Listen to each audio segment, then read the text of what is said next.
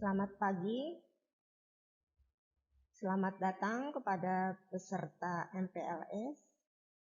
Selamat bergabung dengan kami di SMAS Tarunajaya Sampit. Ya, pada hari ini kita akan memasuki materi kewirausahaan. Nah, sebelum kita masuk ke materi, baiklah Ibu akan perkenalkan diri dulu. Nama saya Diah Pahlawati SE. Di SMAS Tarunajaya Sampit, saya diberi kepercayaan sebagai Wakasek bagian kesiswaan, sekaligus mengampu mata pelajaran geografi. Nah, Ibu mengajar dari kelas 10 sampai dengan kelas 12. Jadi, terutama yang jurusan IPS nanti akan banyak bertemu dengan Ibu. Ya. Kiranya itu aja dulu yang bisa Ibu perkenalkan untuk saat ini. Nanti selanjutnya lebih banyak lagi, akan ada waktunya tersendiri untuk perkenalan. Ya, sekarang untuk mempersingkat waktu, baiklah kita akan masuk ke materi kewirausahaan. Di dalam materi ini nanti banyak hal yang akan kita bahas. Misalnya apa itu kewirausahaan, apa sih tujuannya, kenapa kok kewirausahaan ini penting kita masukkan di dalam materi MPLS. Ini nanti akan kita bahas di sini. Untuk selanjutnya kita akan masuki materi. Nah, sekarang kita lihat apa itu wirausaha. Paling enggak kita harus tahu dulu. Kalau kita kita akan melihat apa itu wirausaha. Nah, wirausaha adalah kegiatan usaha atau bisnis mandiri di mana segala sumber daya dan upaya dibebankan kepada pelaku usaha. Nah, sedangkan wirausahawan itu adalah orang yang melakukan aktivitas wirausaha yang dicirikan dengan pandai dan berbakat, mengenali produk baru, menentukan cara produksi baru, menyusun manajemen dan pemasaran. Sekarang bisa kalian lihat bedanya. Kalau wirausaha itu adalah kegiatan usahanya atau bisnisnya, Tapi kalau wirausahawan, itu adalah orang yang melakukan aktivitas wirausaha ini tadi, Jadi bisa kira-kira kalian membedakan itu, Nah, selanjutnya ada tujuan daripada wirausahawan atau kewirausahaan. Jadi ada tujuan umum di sini dan ada tujuan khusus, Nah, sekarang kita lihat apa itu tujuan umumnya. Yang pertama, tujuan umum adalah diharapkan nanti bahwa siswa berpikir kritis, kreatif, sistemik, ilmiah, berwawasan luas dan memiliki etos kerja. Ini pertama, Jadi memiliki etos kerja, kayak seperti di negara-negara maju, misalnya itu masyarakatnya memiliki etos kerja yang tinggi, seperti di Jepang misalnya ini. Jadi orang memiliki tingkat kedisiplinan dan etos kerja yang tinggi, Kemudian yang kedua, diharapkan nanti siswa bisa memiliki semangat berwirausaha dan juga memiliki jiwa bisnis. Yang ketiga, siswa bisa memiliki kesadaran akan pentingnya ilmu pengetahuan untuk memulai dan mengembangkan bisnis. Jadi perlu pengetahuan, Itulah kunci kesuksesan biasanya ya. Selanjutnya yang keempat ya. Siswa nanti diharapkan memiliki kesadaran untuk merubah budaya mencari kerja menjadi budaya menciptakan kerja dan menciptakan lapangan kerja. Jadi di sini diharapkan nanti kalian bisa merubah mindsetnya atau istilahnya pola pikir ya, dari yang biasa kalau sudah sekolah kemudian lulus sekolah nanti tinggal mencari kerja jadi karyawan, mungkin jadi PNS ya. Nah, wirausaha ini bisa dijadikan salah satu alternatif dari cita-cita kalian nantinya ya. Jadi kalian bukan cuma mencari kerja, nanti diharapkan jadi kalian bisa punya inisiatif untuk menciptakan lapangan kerja ya, yang menggaji, dari orang gajian menjadi yang menggaji, yang memberikan gaji, itu diharapkan ya. Kemudian siswa juga bisa memiliki kesadaran untuk melakukan perubahan dengan melahirkan kemampuan dan memiliki cita-cita yang tinggi. Ini. Jadi jangan berpikir bahwa menjadi seorang pengusaha, ya, usahawan itu adalah tidak mungkin. Jadi kita bisa memiliki kemampuan nantinya ya, bahwa kita pun bisa ya, menjadi seorang pengusaha atau usahawan ya. Nah, itu adalah tujuan umumnya. Nah, sekarang kita lihat apa tujuan khususnya ya.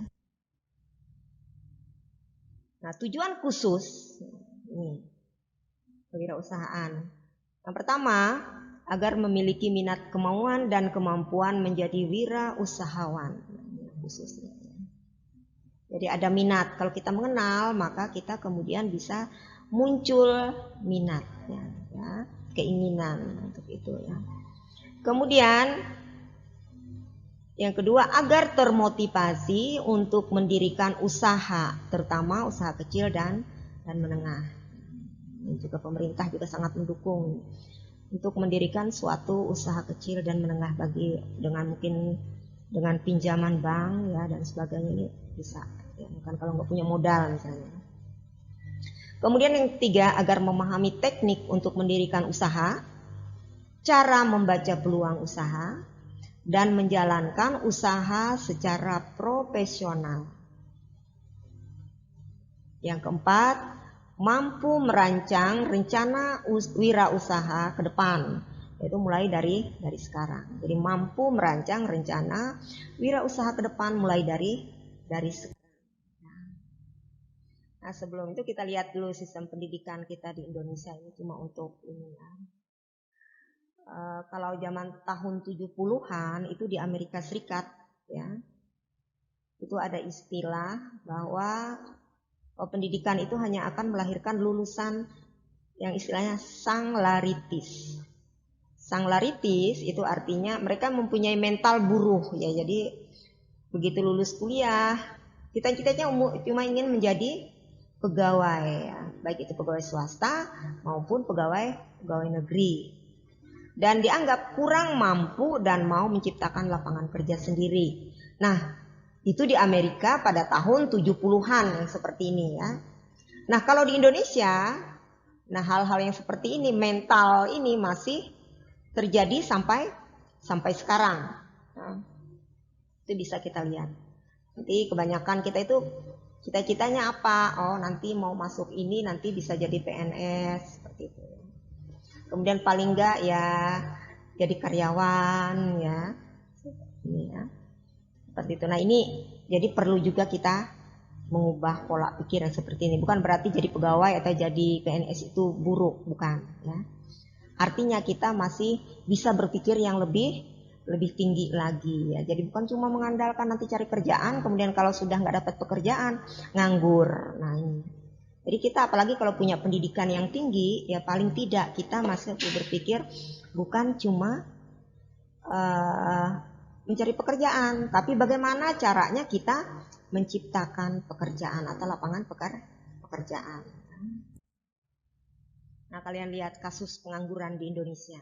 Itu kalau menurut penelitian ya, pengangguran di Indonesia itu 10%-nya itu adalah kaum intelek, ya, yang biasanya bergelar sarjana atau lulusan perguruan tinggi. Nah, kalau sudah seperti ini, kira-kira siapa yang salah? Apakah mahasiswanya kah? Orang tua?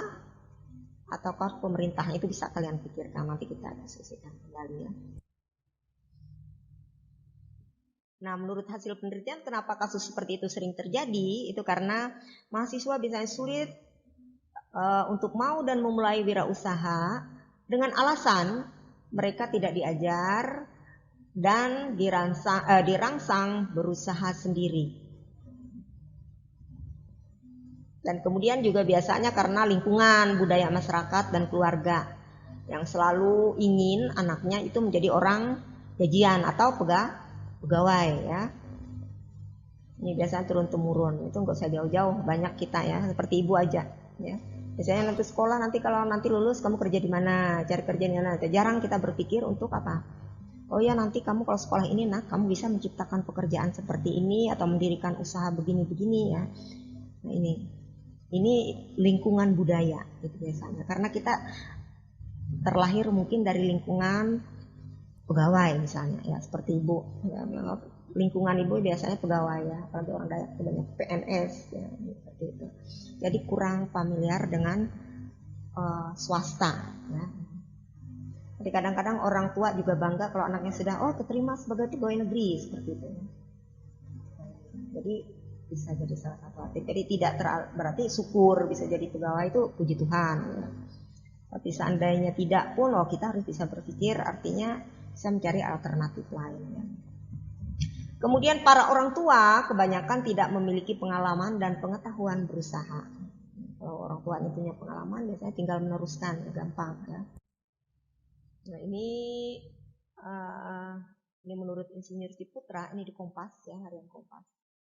Tanggal 31 Agustus 2009 pernah menuliskan bahwa generasi muda sudah saatnya mengubah pola pandang.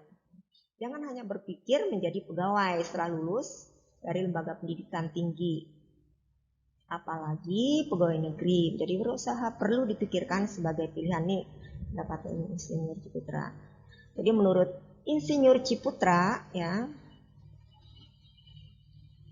untuk memajukan perekonomian dan kesejahteraan Indonesia itu butuh paling tidak 2% dari populasi ya.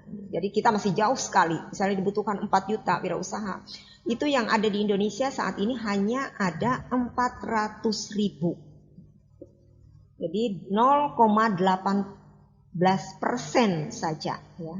Jadi masih jauh untuk mencapai 2%. Nah, bagaimana solusinya? Ya. Solusinya ya ini yang pertama itu dilatih mungkin dari lembaga pendidikan tinggi ya. Diharapkan mampu menciptakan jiwa wirausaha sehingga mereka mampu mandiri dan menciptakan lapangan kerja ya. Jadi mulai dari pendidikan, makanya kemudian materi wirausaha ini dimasukkan juga mulai dari MPLS, kalian masuk ke SMA itu mulai dikenalkan ya. Jadi supaya ini diharapkan nanti bisa mengubah pola pikir kita ya. Ya. Kemudian pendidikan kewirausahaan atau ini ya, entrepreneurship ya. Indonesia perlu ditingkatkan. Jadi pendidikan kewirausahaan itu di Indonesia perlu kita tingkatkan ya, supaya ini. Tapi kalau di kota-kota besar itu biasanya ada ya jurusan ekonomi bisnis ya, ada ekonomi internasional dan sebagainya itu kalau nggak salah ya. Nah, ini kita lihat apa latar belakang perlu berwirausaha. Itu supaya kita mampu menatap masa depan yang lebih baik. Dalam artian kita bisa berubah. Tidak cuma nunggu, kemudian kalau nggak dapat pekerjaan, lulus sekolah 1 tahun, nggak dapat kerjaan, nongkrong di rumah nganggur, ya, seperti itu. Jadi kita bisa berpikir alternatif lain, bukan cuma menunggu, tetapi kita juga mulai berpikir. Malah kadang-kadang kalau di ini ya, di perguruan-perguruan tinggi di kota-kota besar itu ya, Ibu pernah dulu menghadiri wisuda alumni SMA TJ itu di Surabaya. Itu ibu sudah kita bisa melihat banyak. Itu kan ada jurusan bisnis segala macam. Itu mereka sudah diajarkan berusaha. Pada waktu orang mau wisuda gitu ya, itu sepanjang jalan masuk ke kampus itu mahasiswa ternyata. Ibu pikir siapa ya? Kok cantik-cantik sekali gitu. Yang jualan bunga, yang jualan souvenir gitu loh. Terus ibu tanya, itu yang jualan kok cantik-cantik semua gitu, kelihatan sekali. Oh bukan, itu mahasiswa, bukan mahasiswa. Jadi mereka itu sudah ini jual bisnis ya dari ini. Nanti ada yang jualan apa gitu, mereka sudah bisa menawarkan. Bahkan ada yang pakai mobil ya, mobil kemudian bak belakangnya itu mereka buka pintu belakang itu dibuka, itu mereka bisa jual. Itu bisa mereka gabung sama teman-temannya, sama-sama yang punya usaha itu, mereka membuat makanan apa gitu yang disukai oleh anak-anak muda gitu ya, model-model sekarang gitu ya. Jadi mereka sudah bisa ini berusaha dari masih mahasiswa, mereka sudah berlatih dari situ. Jadi ada jiwa wirausaha yang sudah ada muncul. Itu dilatih. Jadi kadang-kadang ada juga yang misalnya minta modal sekian mah untuk kami berbisnis ini, mencoba berbisnis ini, itu kalau di kota-kota besar. Jadi jangan heran ya kalau di kota-kota besar itu kadang-kadang pengusaha itu banyak yang masih muda-muda. Kalian lihat aja misalnya kalangan artis ya. Kita kadang-kadang menikah dengan siapa? Pengusaha muda, masih muda-muda, tapi sudah sukses. Ini. Jadi mereka bisa memiliki ini. Jadi belajar mulai dari sekarang. Kalian pun boleh sekarang. Paling tidak kalian sudah mengenal ya. Sehingga nanti cara berpikir kita sudah bisa lebih maju gitu. Kemudian berwirausaha diharapkan seseorang mampu mandiri ya. Jadi mandiri. Jadi kalian kuliah nanti kalau kalian sudah bisa usaha sendiri walaupun mungkin kecil-kecilan ya, kalian nggak perlu lagi biaya dari orang tua. Kalian bisa cari duit sendiri, yang biaya kuliahnya sendiri seperti itu ya. Apalagi semakin lama nanti ya semakin maju, pasti diharapkan begitu ya. Membuka lapangan kerja bagi orang lain, yang kafe-kafe atau apa ya. Kemudian menjadi bos bagi usahanya, atau lebih baik membayar gaji daripada menjadi orang gajian.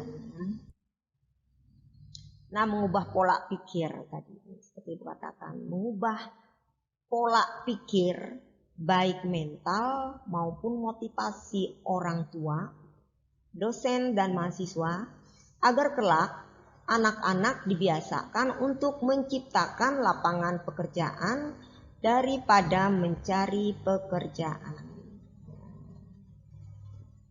Jadi mengubah pola pikir baik mental ataupun maupun motivasi ya, baik untuk siswa, mahasiswa, orang tua ya, dosen sebagainya. Itu dibiasakanlah berpikir bagaimana sih kita menciptakan lapangan pekerjaan ya, bukannya aduh saya nanti kalau lulus kerja di mana ya.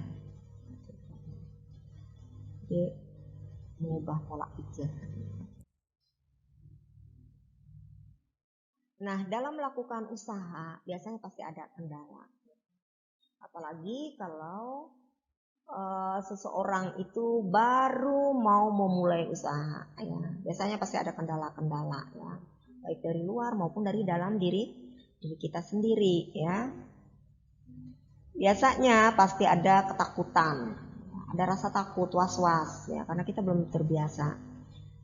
Bisa nggak ya misalnya usaha saya ini nanti jalan ya?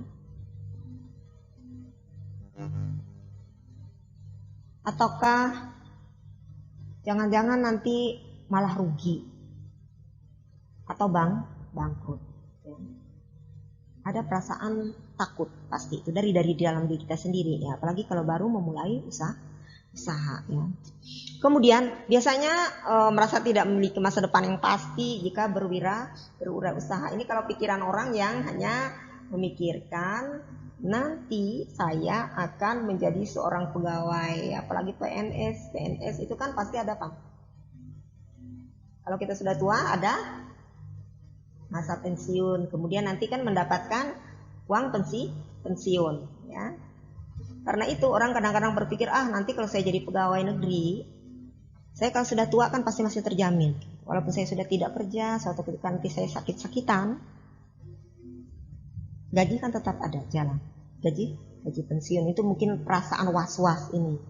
Merasa bahwa kalau saya jadi seorang wirausaha, ya, itu nanti masa depan saya tidak ada yang menjamin seperti itu. Nah, ini jadi kita juga harus ini, ya, bisa mengalahkan rasa tidak percaya diri ini tadi, ya. Kemudian merasa bingung, dari mana memulai usaha? Dari mana sih saya harus memulai kalau saya mau jadi seorang wirausaha?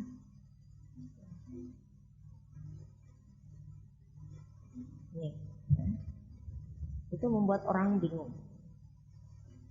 Kadang-kadang itu yang membuat orang menjadi akhirnya putus asa kalau tidak dibekali. Ya, kalau menjadi seorang wirausaha itu harus seperti apa sih? Ya. Ini lewat aja. Ini pengertian menurut ahli. Kalau satu proses, kreativitas dan inovasi dan menjawab persoalan. Ini pada intinya adalah semacam kesimpulan dari yang para ahli tadi, suatu kemampuan dalam hal menciptakan kegiatan usaha. Kemampuan menciptakan memerlukan adanya kreativitas dan inovasi yang terus-menerus untuk menemukan sesuatu yang berbeda dari yang sudah ada sebelumnya.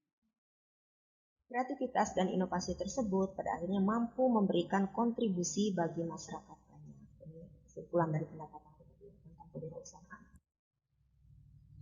Jadi seorang wirausahawan harus memiliki kemampuan yang kreatif dan inovatif dalam menemukan dan menciptakan berbagai ide. Setiap pikiran dan langkah wirausahawan adalah bisnis. Akan menciptakan suatu usaha atau bisnis. Nah sekarang ya kita lihat bentuk kegiatan wirausaha itu apa aja. Untuk kegiatan itu bisa misalnya usaha yang kita kelola sendiri, ya, atau bisa juga usaha yang dikelola oleh orang lain. Ya, kalau usaha yang dikelola sendiri, artinya kita sendiri, ya, pengusaha itu sendiri yang dari modal, ya, kemudian kemampuannya, ya, kemudian dia sendiri yang langsung menangani atau terjun mengelola usahanya tersebut. Ya, itu berarti ya kegiatannya yang dikelola sendiri. Tapi kalau yang dikelola orang lain itu artinya pengusaha, ya, kita yang mau membuka usaha ini cukup kita menanamkan modal atau menyetor sejumlah uang dan pengelolaan usahanya diserahkan kepada pihak lain. Siapa yang kita percaya, ya, seperti itu, ya. Atau mungkin istilahnya sekarang tuh investor, ya. Jadi kita bisa menanamkan uang kita, ya, nanti kerjasama dengan orang siapa yang profesional di bidang usaha tersebut, kita percaya untuk mengelola usaha tersebut. Nah kita yang modalin seperti itu, bisa seperti itu. Jadi dikelola oleh orang lain. Ya. Selanjutnya sekarang kita lihat bagaimana sih cara berwirausaha. Wirausaha dapat dijalankan seorang atau sekelompok orang. Ya, bisa kita sendiri yang mendirikan perusahaan pribadi, ya. Atau bisa juga kita bergabung dengan teman-teman, misalnya kita tidak memiliki cukup modal atau bukan ahlinya di bidang tersebut, kita percayakan itu kepada atau bekerja sama dengan orang lain. Jadi berkelompok, mungkin terdiri atas beberapa orang, ya. Kemudian ada juga jenis usaha yang dijalankan dapat bersifat komersial dan sosial atau kedua-duanya, ya. Bisa juga yang orang sifat usahanya yang komersil, istilahnya artinya untuk mendapatkan keuntungan yang sebesar-besarnya mungkin, ya. Atau ada juga usaha yang sifatnya sosial. Banyak juga yang ada yayasan-yayasan yang sifatnya sosial, tapi itu juga adalah badan usaha biasanya, ya. Kemudian memiliki modal sekaligus menjadi pengelola, ya. Kita punya modal tadi yang seperti yang dikelola sendiri tadi. Tapi sekaligus kita juga yang mengelola usaha tersebut. Atau tadi yang menyetor modal dan pengelolaan ditangani oleh pihak mitra, itu tadi bekerja sama dengan orang lain. Atau yang tadi ya, kita menyetorkan modal, menanamkan modal dan dikelola oleh orang lain, kerjasama ya.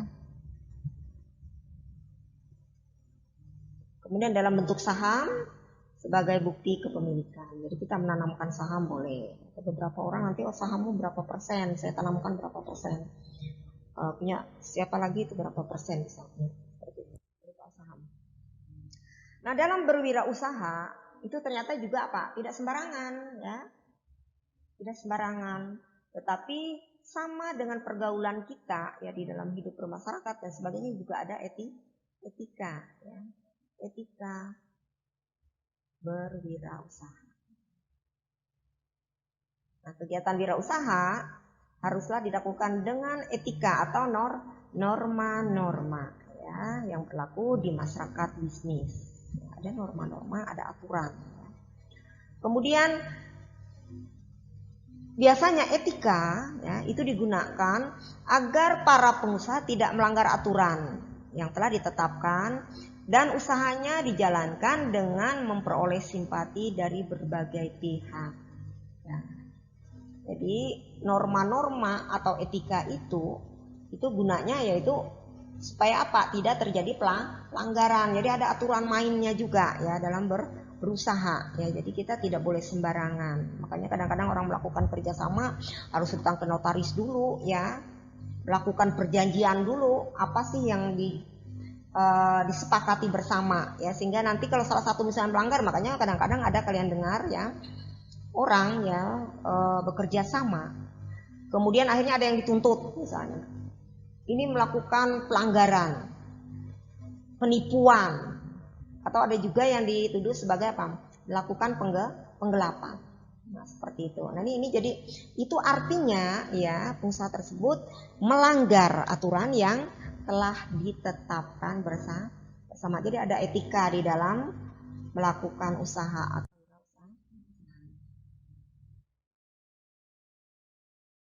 Apa tujuan dan manfaat etika wirausaha? Jadi ada etika, jadi ada tujuan dan manfaatnya juga etika dari wirausaha. Tujuan etika harus jalan dengan tujuan perusahaan ya. Etika harus jalan dengan tujuan perusahaan. Apa yang mau dicapai? Manfaat etika perusahaan adalah persahabatan dan pergaulan. Ya. Kalau kita lurus sesuai dengan apa etika atau norma-norma yang berlaku, pastinya segala sesuatu akan berjalan dengan baik. Persahabatan yang mula-mula pasti biasanya orang berusaha itu pasti mulai dengan persahabatan dan juga pergaulan akan berjalan lancar. Kemudian juga menyenangkan orang lain ya, kalau kita melakukan segala sesuatu dengan berdasarkan etika atau norma-norma. Juga kadang-kadang juga untuk memberi keyakinan kepada para pelanggan ya. Kalau kalian nggak ngerti etika, menawarkan sesuatu kepada pelanggan, orang tidak akan percaya ya. Mempertahankan pelanggan. Nah, ini tadi. Kadang-kadang orang ingin berusaha. Kalau kalian pernah dengar ya, yang penting dapat untung dulu. Untung sebesar-besarnya kadang-kadang seperti itu. Orang berpikir salah seperti itu. Kadang-kadang dengan menghalalkan segala cara. Tetapi mereka tidak memikirkan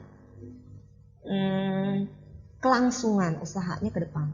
Makanya kadang-kadang ada orang yang hanya sebentar aja, tapi kemudian setelah itu gulung tikar.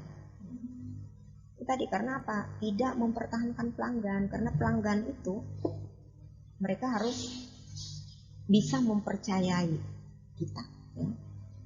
Kalau orang nggak percaya, nggak akan bisa berjalan. Usaha kita tidak akan bisa berjalan lancar atau berlanjut. Tidak umur panjang istilahnya ya. Kemudian membina dan menjaga hubungan.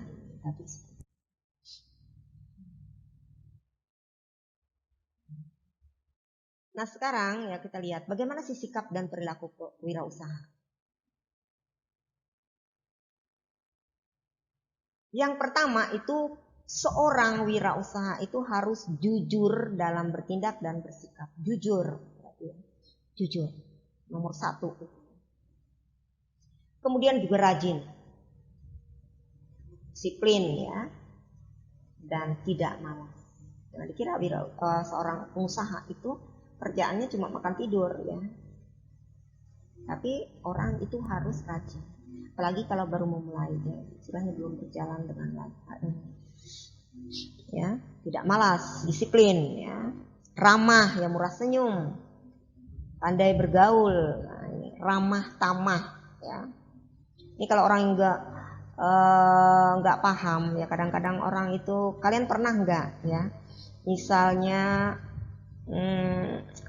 belanja, ini yang gak usah jauh-jauh, belanja ke toko misalnya, orang yang melayani itu mukanya cemberut, nggak ramah. Kalau pelanggan bertanya dijawab dengan judes seperti itu. Mungkin kalian pernah ketemu ya, mudah-mudahan kita nggak ada yang seperti itu ya. Jadi seorang pengusaha itu atau wirausahaan itu adalah orang yang harusnya memiliki sikap yang ramah tamah, bersahabat dengan orang lain. Apalagi kalau usaha kita itu bergeraknya di bidang apa? Di bidang jasa. Itu ramah tamah itu penting ya.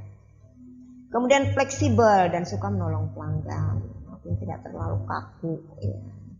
Kalau bisa dibicarakan dengan baik, oke, seperti itu, dan tidak ada perjanjian yang meyakinkan misalnya. Kemudian tanggung jawab dan rasa memiliki perusahaan itu penting. Kalau kita nggak merasa memiliki, ya sudah, tidak akan umur panjang gitu.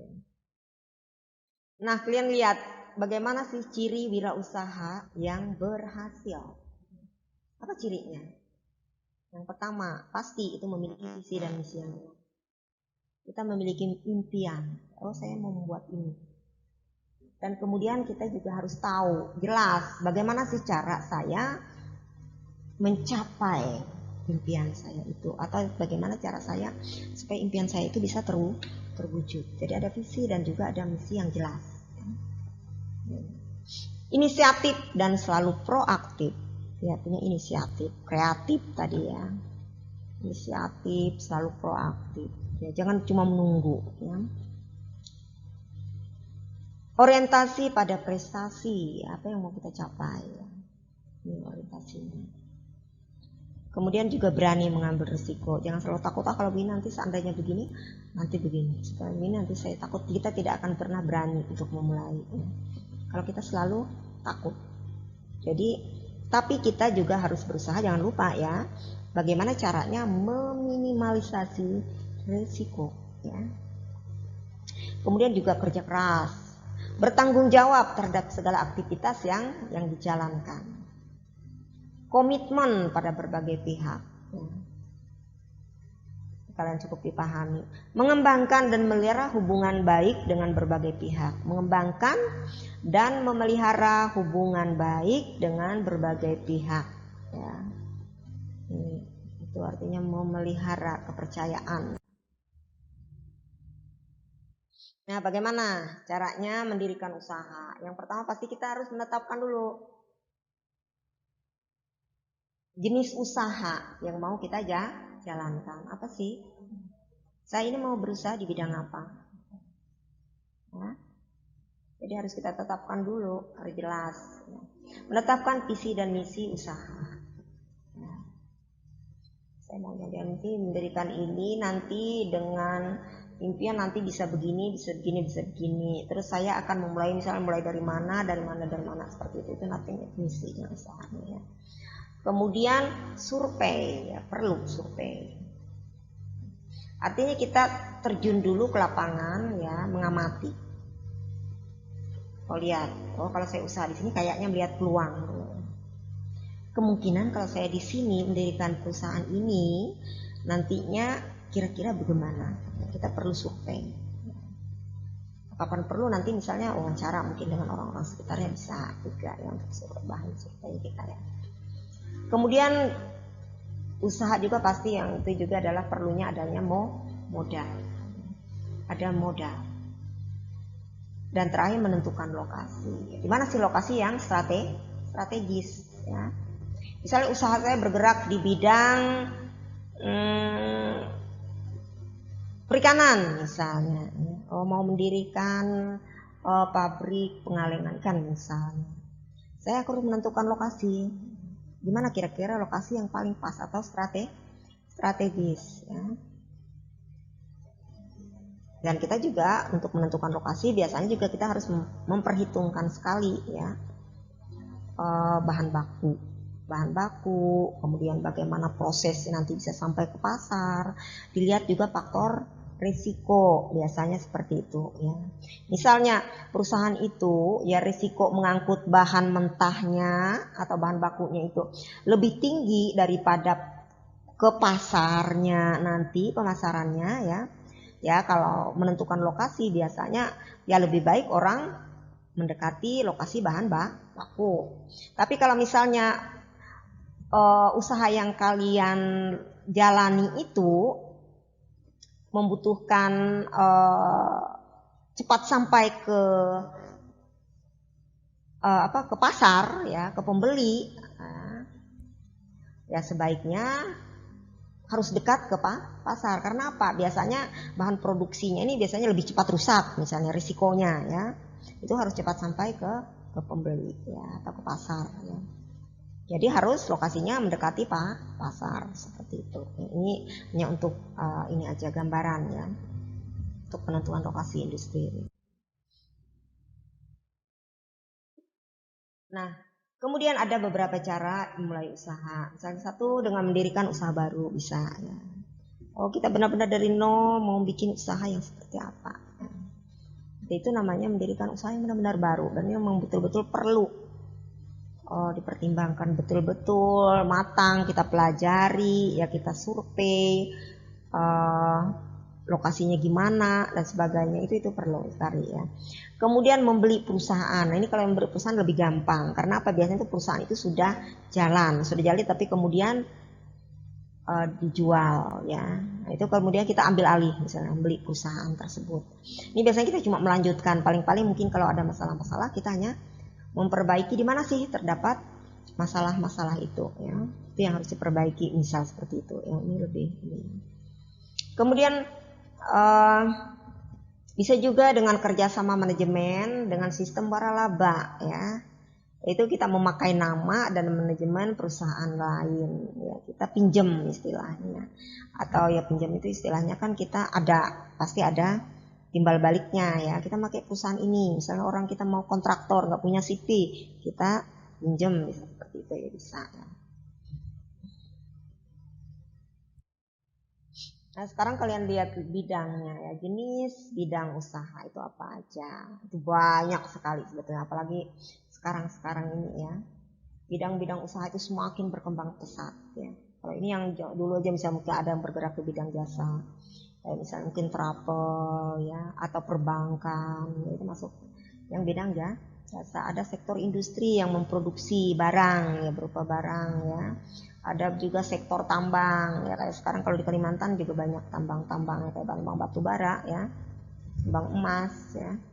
Kemudian ada di bidang atau sektor kelautan, sekaligus mungkin sektor perikanan bisa ya, mengolah ikan ya, penangkapan ikan ya. Kalau kelautan biasanya rumput laut dan sebagainya itu ya mungkin ini. Kemudian di sektor percetakan ya, nah ini banyak ya, di sektor percetakan pasti kalian juga tahu ya apa itu percetakan ya. Kemudian juga sektor seni ya, seni itu macam-macam ya, seni peran ya, seni lukis ya, seni tari ya, seni drama itu juga orang usahawan, artis, aktor segala macam, itu orang yang bergerak di bidang seni ya. Jadi sutradara ya, atau apa. Sorry, maaf ya. Atau kalian mau bekerja di bidang pertelevisian, nanti mau mendirikan ini ya, bidang pertelevisian bisa masuk apa itu, jurusan broadcasting ya, kalau nggak salah itu ya. Kemudian ada sektor pariwisata, itu juga macam-macam ya, pasti kalian juga lebih paham gitu ya. Dan banyak lain sekarang ini juga dibilang teknik informatika ya. Jadi misalnya programmer yang mendirikan usaha di bidang menjadi programmer dan sebagainya, itu banyak sekali tuh anak-anak muda yang menyukai ini. Jadi apa istilahnya dia bilang games ya. Game. Nah, apa saja faktor yang mendukung bidang usaha yang akan dilakukan? Yang pertama pasti ya kalian itu lebih baik berusaha yang merupakan minat kita dan juga bakat. Itu kalian akan menjalankan usaha itu pasti dengan senang hati ya. Itu merupakan sesuatu yang membahagiakan, menggembirakan. Nah, ini biasanya orang yang sukses itu banyak yang melakukan pekerjaan yang benar-benar merupakan bakatnya ya. Jadi kalian mulai sekarang sudah bisa ya. Silahkan gali, kira-kira saya itu sukanya bidang apa, saya tuh maunya jadi apa, itu harus jelas. Jangan nanti sampai lulus SMA kalau ditanya itu kalian mau kemana, maunya masuk apa, aduh bu bingung ya, saya masih bingung ini, nggak tahu bu kalau saya masuk ini tuh gimana, seperti itu. Jadi kalian harus bisa membuka wawasannya mulai dari sekarang, mulai mengenali nggak tahu apa sih kalau bidang ini tuh bergerak di bidang apa, kira-kira gitu. Oh saya tuh sukanya apa, bakat saya apa, minat saya tuh mau jadi apa. Jadi mulai sekarang harus mulai kita ini ya, kalian pelajari sendiri ya. Jangan terlena tiba-tiba aja, nggak terasa tuh 3 tahun berlalu ya, tahu-taunya kalian sudah lulus SMA. Nah mulai bingung kemana arahnya. Itu sangat bagus kalau kalian mulai dari masih muda, masih kecil, misalnya mulai dari SD sudah tahu itu cita-cita mau jadi apa. Nah ini kemudian juga tentunya yang tidak kalah penting tadi seperti yang dikatakan dari tadi itu adalah modal ya. Kita punya minat, punya bakat ya. Nah ini, tapi kita juga harus punya modal. Nah itu kalau kita punya minat dan bakat, lama-lama pasti kita akan memikirkan modalnya kira-kira dari mana. Apalagi sekarang tuh gampang aja ya, modal itu bisa kita mungkin dari bank atau gimana ya, nanti kalian akan ini ya. Kemudian waktu ya, kita bisa menyesuaikan waktu, kira-kira saya tuh bisanya bekerja melakukan sesuatu itu, ini bisa nggak saya melakukan ini dengan waktu yang seperti ini gitu. Kemudian yang dipikirkan tentu aja ya labanya ya. Kita kalau melakukan sesuatu pasti ingin mencari laba ya itu ya. Dan juga melakukan sesuatu pasti juga kita memerlukan pengalaman. Misalnya orang banyak pengen ini yang mau mendirikan sarang walet misalnya, ini hanya contoh aja ya, ingin mendirikan sarang walet. Nah tapi saya berminat ini, saya punya duit misalnya, saya punya bakat ya di bidang itu, kira-kira kayaknya sih ya bakat. Tapi kalau saya nggak punya pengalaman, itu gimana? Kira-kira menurut kalian? Nah ini, kalau kita masih belum punya pengalaman, kita sebaiknya apa? Belajar. Kalau kita berminat di bidang ini, saya harus betul-betul memahami betul seluk-beluk usaha di bidang yang tersebut. Ya, mulai dari lokasinya harus di sini, yang kira-kira ada walletnya, misalnya kita survei tadi, yang ada survei tadi ya. Survei lihat. Ya. Kemudian ya, kita juga harus belajar bagaimana caranya sih nanti bangunannya yang kira-kira supaya nanti burung itu bisa masuk, misalnya seperti itu, bisa bersarang di situ ya. Nah ini pengalaman. Jadi kita harus belajar dengan orang yang sudah memiliki pengalaman dan sukses. Nah ini ya, itu penting ya. Nah itu ya. Ya, kiranya sampai di sini aja yang bisa Ibu sampaikan. Semoga ini bermanfaat ya bagi kalian di masa yang akan datang. Terima kasih.